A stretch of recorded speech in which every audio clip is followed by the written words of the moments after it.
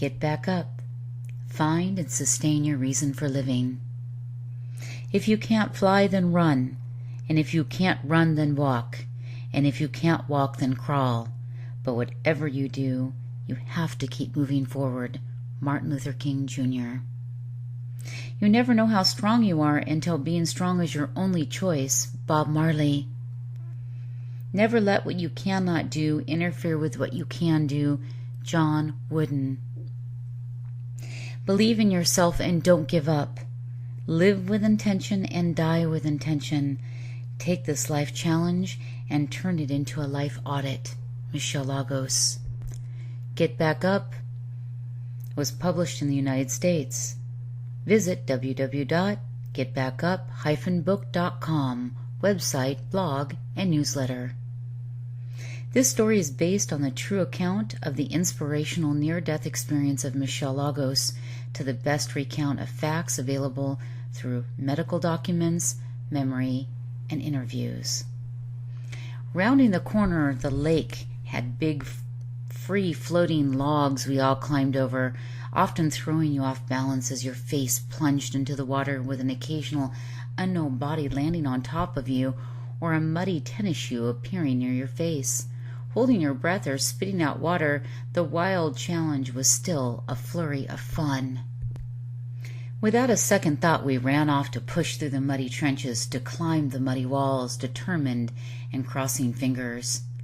10 obstacles, and 3 miles later we approached mud pools with barbed wire. As I inched along my stomach military style, with my lips barely above the surface, I then jumped across a flame to the finish line, high on adrenaline and uninjured. My wing Lori and I then jumped into big, stagnant water pits with hundreds of other muddy racers to shake off the caked mud layers with muddy water. Later, a hose removed more. Next, the 3 important B's were the primary source of enjoyment: blanket, protein bars, and beer. Thus, the warrior's lunch. Vision, focus, will. The next couple of weeks following the race, I began hearing a watery swish sound in my right ear, similar to the sound effects of water entering into your ear during a shower, coupled with eardrum pressure when I drove in elevated areas around Portland's West Hills. Knowing that something was a bit off, I checked in with the doctor, and it was recommended I visit a specialist.